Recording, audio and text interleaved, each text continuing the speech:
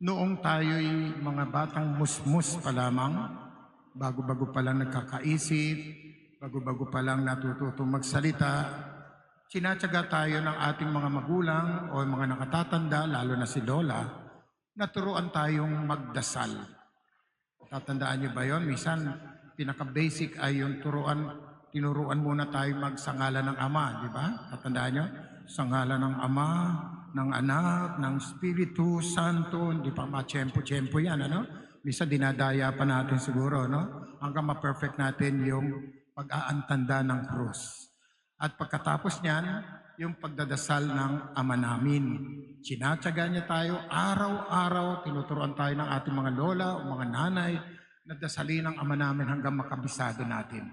At nasundan niyan ng Bagnoong Maria and then yung luwalhati. Ano?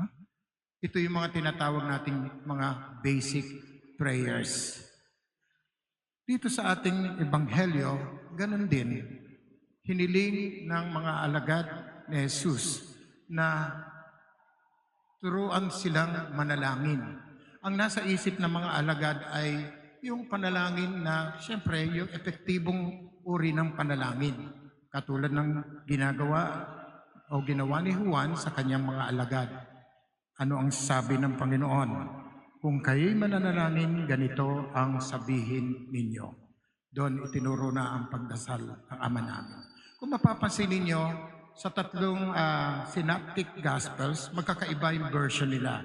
Pero halos iisa naman ang pattern ng mga panalangin na tinuro ni Jesus. At sabi nga, itong panalangin na ito, ang isa sa masasabi natin mahalagang panalangin na natutunan natin katulad ng mga alagad ni Jesus. Dahil ito ngayon tinatawag natin one of the basic prayers ng isang katolikong Kristiyano.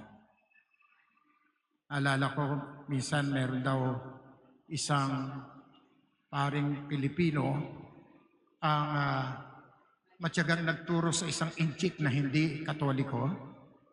Sabi niya, gusto niyang ma-convert, kaya tinuruan niyang manalangin. Sabi niya, sunod ka lang sa akin. Kung ano sasabihin ko, gayahin mo hanggang makabisada mo. Sige, sabi niya. Ama namin, sabi na inchik, akin ama, sumasalangit ka.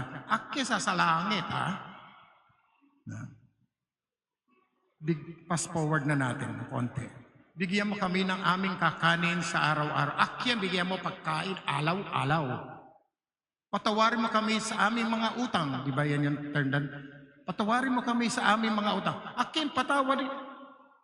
Hindi pa pwede utang. Utang dapat bayaran.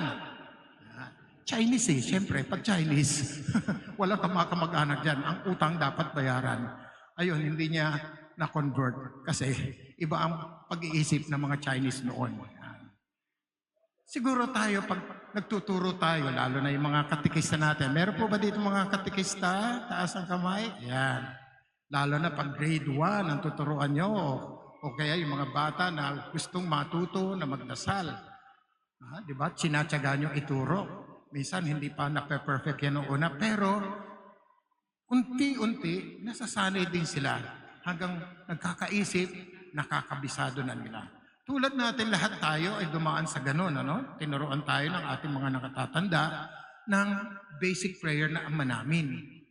Kaso, karamihan, pag dinadasal natin yon, nagiging mechanical lang o automatic. Bumubukas sa bibig natin yung dasal, ang tanong ay, tumitimo ba sa ating puso? Nasa kalooban ba natin ang bawat katagang ating dinadasal? O baka naman, katulad ng mga matatanda noon, pag nagdadasal, ewan ko kung uso dito, kasi nung bata pa kami sa amin, taga San Mateo po ako, no? Pag may mga namamatay doon sa amin, meron pa dasal ng 9 days, 40 days, sa kababaluksa. Yung mga matatandang magdadasal, yung bang, Ama namin sumasalangit, sambahin ng alam mo dito sa Santa Maria, di ba? Meron pa bago ng Mariana po di pa tapos, Santa Maria, ina ng Diyos. Sabay kuha ng bakya, babatuhin yung pusa dahil nangininain doon sa kusina. Bago ng Mariana po puro dire-diretso, parang automatic, parang machine gun na ratsyada magdasal no? Parang wala sa puso. Kasi naaamoy na yung yung halimuyak ng sopas o kaya sopas, pospas o yung sotanghon na may kasamang puto. Kaya ang bibilis magdasal. Ano? In other words, wala, parang mechanical lang talaga. Tayo po ba, pag nagdadasal ng Ama namin, dinadamdam ba natin, dinadama ba natin, ninanamnam ba natin yung mga katagang dinadasal natin? Alam niyo mga kapatid, karamihan ang alam nating dasal na Ama namin, sinasabi natin yan ang pinakamataas na, pinaka-basic sa lahat ng prayers. Ano? Pero dapat natin tandaan, ang panalangin ay iba't ibang uri din. Merong panalangin ng pagsamba at pagpupuri sa Panginoon. Tulad ng ginagawa sa prayer meeting, ano?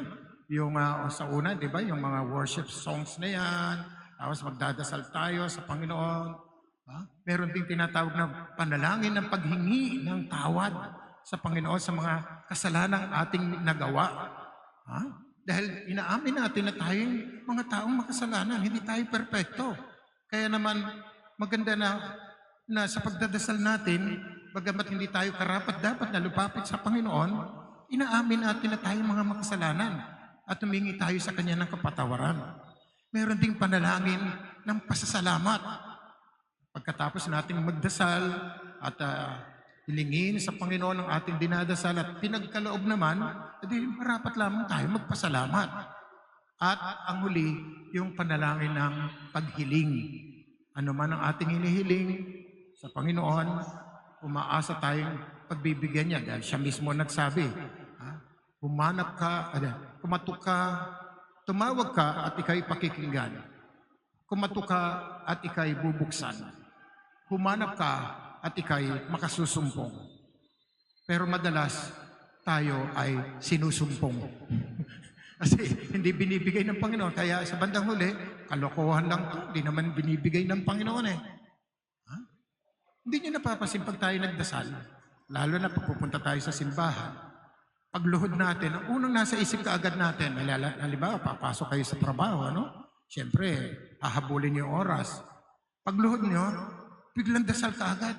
Panginoon, sana maligtas ako sa anumang sakuna. Panginoon, sana hindi ako magkasakit. Panginoon, sana. Puro panalangin ng kahilingan. Nakalimutan nating manahimik sandali, iset yung ating disposisyon sa diwa ng pananalangin na binubuo ng pagpurit, pagsamba sa Panginoon, ng paghingi ng tawad sa ating kasalanan sa Kanya, ng pasasalamat sa mga biyayang tinatanggap natin sa Kanya, at bandang huli nilang yung panalangin ng paghiling. At lahat ng apat na uri ng panalangin ito ay napapaloob dito sa ating dinadasal na panalangin Ama namin. Hindi niyo napapansin? Di ba? Kumbaga sa pagkain, kompletos ricados na. Andito na lahat ang timpla, andito na ang lasa, andito na ang sarap.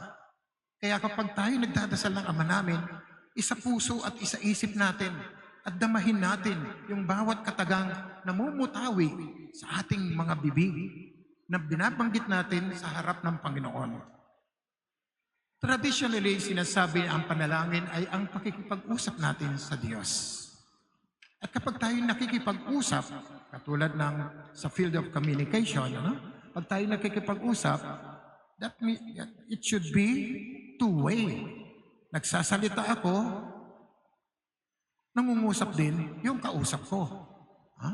Parang nung bata tayo, pag pinapanood natin si Barney, I love you, you love me. Di ba? Pag kinakausap natin ng Panginoon, pakinggan natin din yung kanyang sinasabi sa atin sa katahimikan. Kaya yun ang nakakalimutan natin minsan pag nagdasal tayo. Manahimik tayo pagkatapos natin magdasal.